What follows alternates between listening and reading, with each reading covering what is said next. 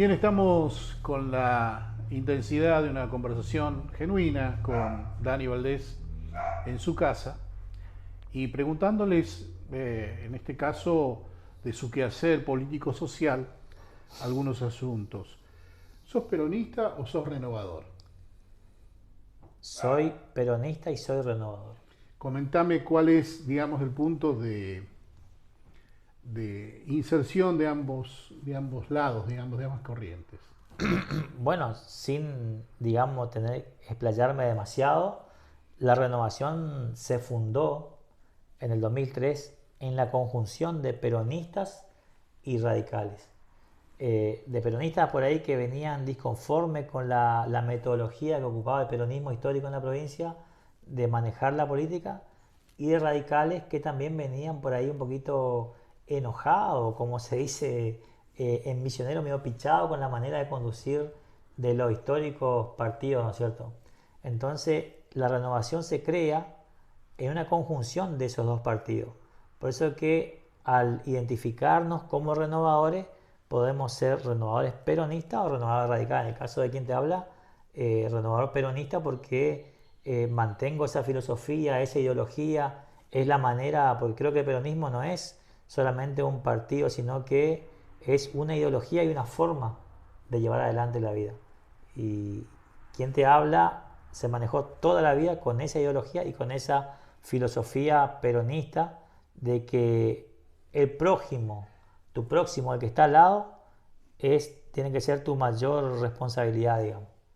Esa es mi manera de trabajar, mi manera de pensar y mi manera de vivir el día a día.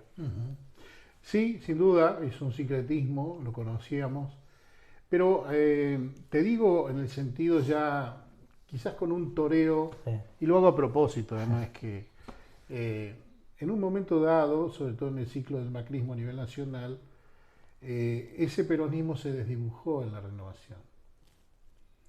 De pronto vimos también, y creo que sigue esa tendencia, es una opinión de todas maneras, eh, supongo que alguna vez se va a convalidar en algún tipo de encuestas. Hay una tendencia muy clara de la derecha, o se ha derechizado la sociedad misionera. Algunos no lo quieren admitir, pero los últimos votos, las últimas elecciones, dieron esa impresión. ¿Vos qué pensás que pasa en Garupá? Para no irnos tanto, ¿no? Bueno, es un tema bastante profundo desde mi punto de vista. Creo que la derecha sí fue tomando mucho, mucho espacio, digamos, en la sociedad. Eh, pero también creo que se fue dando esa ola después de muchos años de gobierno de izquierda a nivel nacional también. Entonces creo que ese oleaje que en su momento por ahí empezó bien, sigue medianamente bien, pero hoy con cuestiones muy difíciles como la situación económica, ¿no es cierto? Hizo que mucha gente por ahí, no solamente acá en la provincia, sino que en distintas partes del país, tenga más un sentimiento hacia la derecha y no tanto hacia la izquierda, que es el que hoy nos gobierna, ¿no? Digamos, es lo que yo pienso. Por ahí en crítica o en demandas a la situación específicamente económica. Dado eso, por ejemplo, Misiones ha sido una de las provincias más beneficiadas, en todo sentido, por el gobierno de centro izquierda, que operó en la etapa del 2003 al 2015. Fue una de las provincias más beneficiadas en recursos de toda clase, planes, programas y demás. En cambio, durante el macrismo, en principio, inclusive se volcó a llevar relaciones carnales, digo yo periodísticamente, no Sí, tú, no, sí. no lo decís vos, sino que no le resultaron y bueno, sobre el filo del 2019 abandonaron esa relación.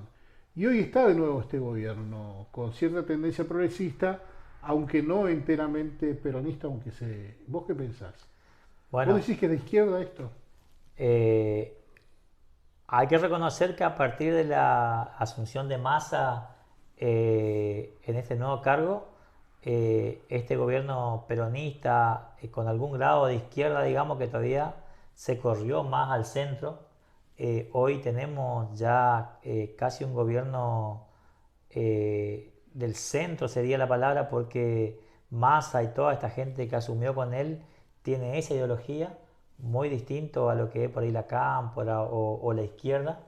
Pero si me permití un análisis rápido de... No, no, todo el que quieras. Sí, ¿Saben por qué le pregunto estas cosas? Yo le digo al espectador, sí. porque sé que este hombre tiene la capacidad analítica de poder establecer los marcos de concepto en política. Yo creo que nosotros teníamos un gobierno desde Néstor Kirchner para acá que fue un poco cambiando, digamos. Cuando empezó Néstor, en el primer gobierno de Néstor y en el primer gobierno de Cristina, tuvimos una Argentina. Ya en el segundo gobierno de Cristina empezamos a caer, desde mi punto de vista, ¿no es cierto?, en una situación de crisis que se agudizó más y se notó más en el gobierno de Macri, porque evidentemente ellos no supieron manejar la cuestión económica del país. Macri promocionaba, ¿no es cierto?, que él tenía el mejor equipo político y de gestión para su gobierno, pero pasaron varios ministros de Economía, no pudieron ellos llevar adelante la cuestión económica de la Argentina. Vimos la renuncia de muchos ministros de Economía en el gobierno de Macri, tomaron una deuda abismal, ¿no es cierto?, con el FMI, y el gobierno de Alberto Fernández asume, llega esta pandemia que nos perjudicó no solamente a la Argentina, sino a nivel mundial. Tuvimos un retroceso donde 2 años estuvo paralizada la economía y creo que le fue muy difícil también a Alberto. Y yo tengo que reconocer que a pesar de que me identificaba con esa línea peronista y en su momento cristinista, como nos decimos los que somos de origen peronista, hoy lamentablemente tengo que reconocer que el gobierno de Macri nos llevó a un endeudamiento muy duro, muy difícil para los argentinos, pero también creo convencido de que este gobierno nacional que tenemos también fracasó. En materia económica específicamente porque lamentablemente estamos mal con esta inflación que ya la sociedad, digamos, no está aguantando. Si me preguntás hoy hacia dónde debemos ir los argentinos o cuál sería el futuro, realmente lo desconozco a nivel nacional, pero creo que necesitamos a alguien que tome la rienda de este país y lo mejore, en especial en materia económica, porque la situación de hoy para los bolsillos de los argentinos, de los misioneros, de los garupaenses, no va para más a mi bolsillo.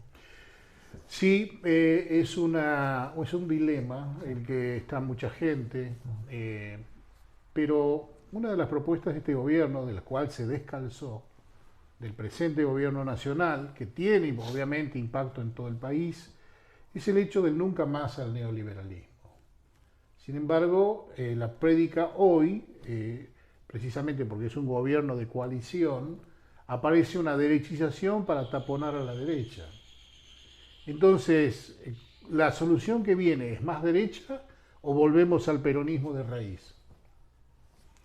Que por lo menos en tu imaginación, Sí. nadie en este momento está sabiendo.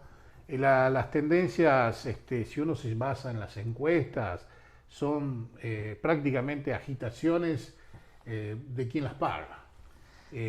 Pero nadie está seguro de lo que puede pasar en el porvenir. Porque hubo un dato clave, que también lo menciono a los efectos de tu análisis, que la centroizquierda o el kirchnerismo dijo no pagar la deuda. O sea, no pagar la deuda de Macri. Por eso hubo en su momento el retiro de quien era el presidente de bloque, del Frente de Todos. Dijeron, yo esto no lo defiendo, me voy. Claro. Pero era exactamente lo que se venía en línea con el hecho de no reconocer la deuda espuria que generó Macri. Y mirá, Alcides, yo creo sinceramente de que lamentablemente si no se pagaba la deuda, de una u otra forma igual íbamos a tener consecuencias, ¿no es cierto? Y coletazos acá en la Argentina.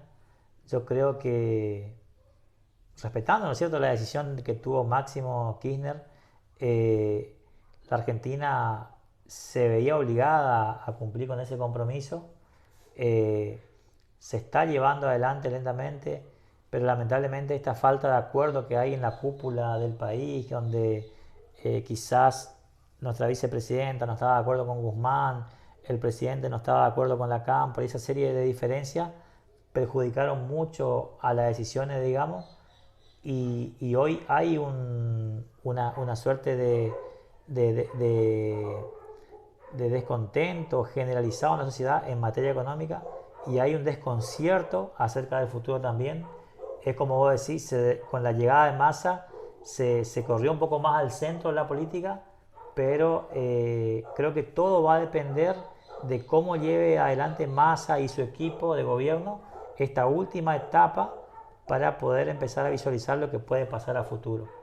Eh, Personalmente, no me gustaría que vuelva al macrismo, como quien dice, eh, pero también tengo que reconocer que en este último gobierno la centroizquierda fracasó en su manera de llevar adelante la política nacional, y la única esperanza que por lo menos como argentino me queda es que quizás este equipo de gobierno que asumió pueda mejorar la situación, porque de lo contrario caeríamos en un desconcierto que por lo menos a la fecha de hoy no vemos una solución Sí. en el corto plazo, digamos. Sí, ahí es donde yo planteo que el molde no coincide. El punto es que la centroizquierda con este molde de Massa no tiene nada que ver. No. Es querer hacer algo que no está precisamente en esos bordes, en ese diseño de políticas.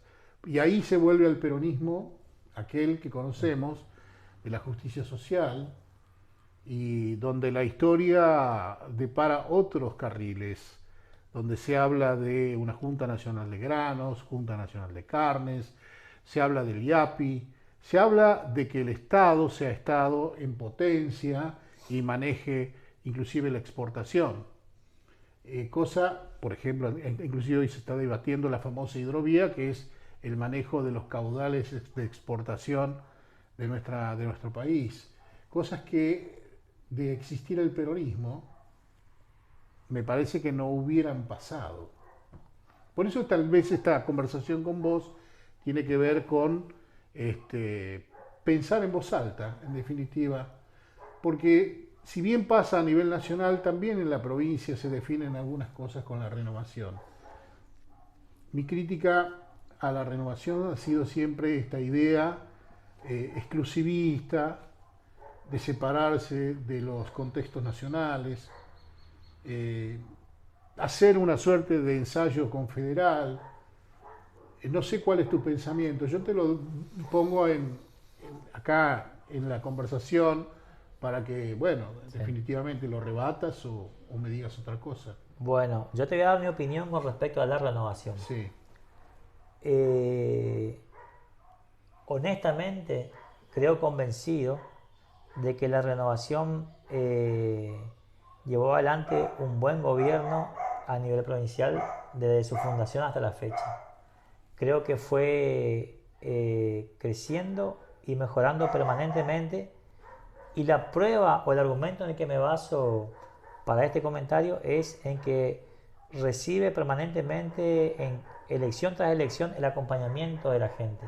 Quizás no del grueso de la población, ¿no es cierto?, pero de un gran porcentaje es innegable que acompaña a este gobierno. También, del punto de vista político, yo he notado que la renovación fue siempre acercando y sumando a distintos sectores, cosa que antes no pasaba con los partidos históricos, ¿no es cierto? Pero cuando existía el peronismo solamente, el radicalismo solamente, eran muy sectarios, muy segmentados. Hoy por hoy la renovación siempre va atrayendo a personajes de distintas líneas políticas y suma una conjunción de lineamientos políticos, y creo que todos tienen su cuota de poder dentro del gobierno, y eso hace que la renovación hoy por hoy siga vigente y siga en carrera a pesar de que pasaron tantos años, ¿no es cierto? No voy a desconocer que por ahí hay un sector de la sociedad que está en descontento o que le reclama la renovación algunas mejoras, pero lo que no puedo desconocer es que la cuestión nacional también afecta a este gobierno provincial de una u otra forma, pero creo convencido que si la gente del gobierno provincial de la Renovación hubiese estado gobernando quizás el país, podrían haberle dado un ordenamiento distinto a la Argentina. Creo que acá Misiones es un modelo a seguir en materia de gobierno. eh, por eso no se dan esas grandes marchas permanentes que vemos en Buenos Aires, de los distintos sectores sociales que todos los días reclaman. Acá en la ciudad, en Misiones casi no se ven. Creo que hubo... Bueno, ahí Ajá. es un punto medio polémico porque ¿quién marcharía en contra de la suma del poder público? Eh, Es medio difícil. es un poco difícil, sí, pero Es más, pone la renovación en su estructuración política exitosa, como vos la marcás, pone quien está en el oficialismo y quien está en la oposición. claro, pero eso justamente habla de una conducción sabia, ¿no es cierto? De contención, Pícara, diría yo. ¿eh? Pícara, diría yo. Y ponerle el nombre que sea, pero no podemos dejar de reconocer Astuta, pícara, en claro, fin. de que hay una conducción que siempre está, pareciera ser un paso más adelante y que elección tras elección queda demostrado de que la renovación tiene el acompañamiento del pueblo misionero. No, creo que tanto el Frente de Todos no pudo hacer pie en la provincia de Misiones. eh, el macrismo a través... No, por su modelo es una cuestión de conversarlo. No se puede hacer pie sin las estructuras nacionales representativas, que yo lo he escrito también, Sí, del Frente de Todos. No se vale directamente por sus referentes directos. Si todo lo tamiza y lo pasa por la renovación, claro, si lo vuelca directamente en cuanto a fondos, recursos, directamente a través de la renovación y no lo hace a través de sus factores directos, de su representación, es muy difícil. Esto en algún momento lo hizo Néstor Kirchner cuando tenía que desalambrar no solo la provincia de Buenos Aires, sino también algunas provincias que le eran renuentes, porque le había llegado con el 22,5% de los sí, votos. sí, Entonces, ¿qué hacía? Iba directamente a los intendentes, les pasaba por arriba a los gobernadores. sí. De ninguna manera se podría hacer digamos, bajar con la fuerza o el poder político y económico que puede dar un respaldo nacional si se baja a través de los municipios. Un gran error si pretenden, por supuesto, fuerzas nacionales ocuparse de la provincia.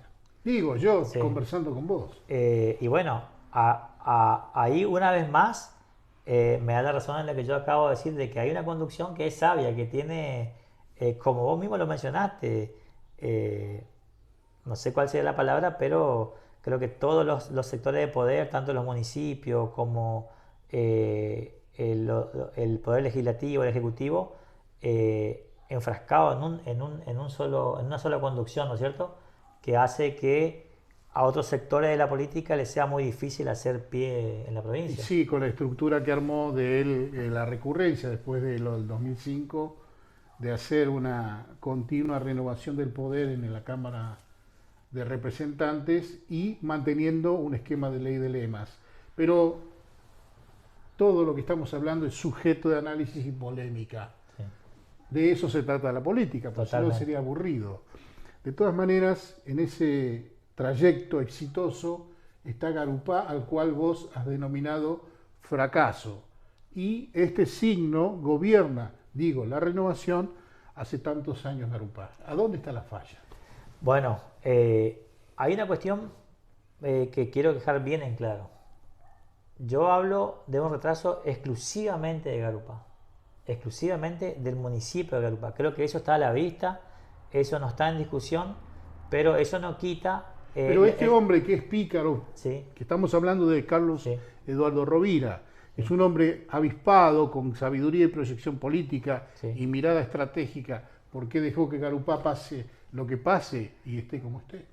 Bueno, Frente a otros municipios, ¿no? convengamos de que para mí solamente Garupá está sumido en un retraso, porque la ciudad de Posada avanzó muchísimo, Los demás pueblos cercanos avanzaron muchísimo. El ejemplo tener de Candelaria, que se modernizó, se está modernizando permanentemente.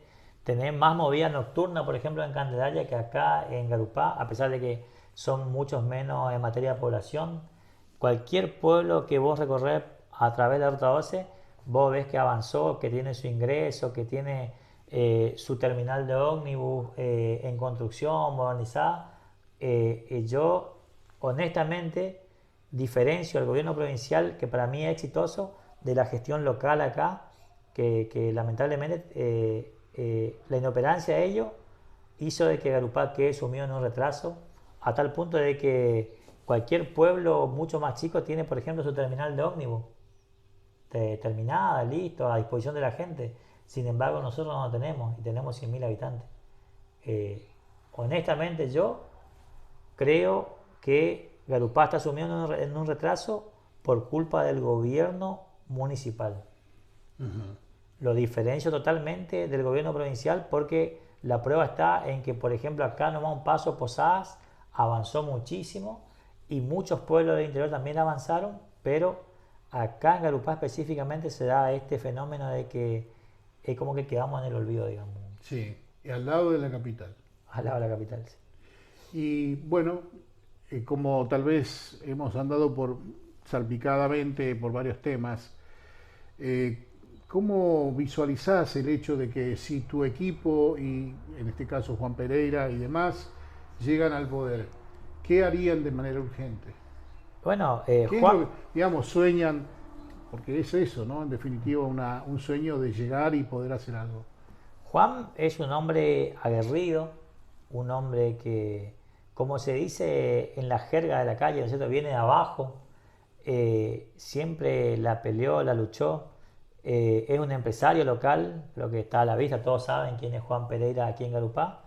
Es un generador de trabajo, de negocios, es un hombre de negocio, genera mucha fuente de trabajo para mucha gente y yo creo que una vez sentado en el sillón municipal, automáticamente va a hacer lo que mejor sabe hacer, que es gestionar.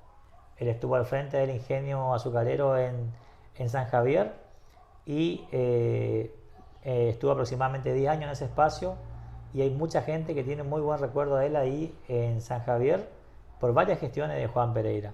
Creo que él acá a nivel personal, porque está en el llano en este momento, demostró que es un gestionador, digamos, un hombre de negocio, un hombre que no se queda, que todos los días se levanta y lleva adelante sus cuestiones privadas, ¿cierto?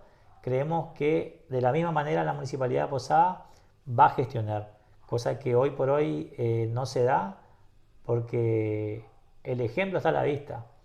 Cuando pasó los de este evento del sábado pasado del Camión. el camión, mientras que la ciudad de Garupá estaba ardiendo en las redes sociales por el conflicto que se armó en esa organización, el intendente local estaba en el autódromo más preocupado por la carrera, ¿no es cierto?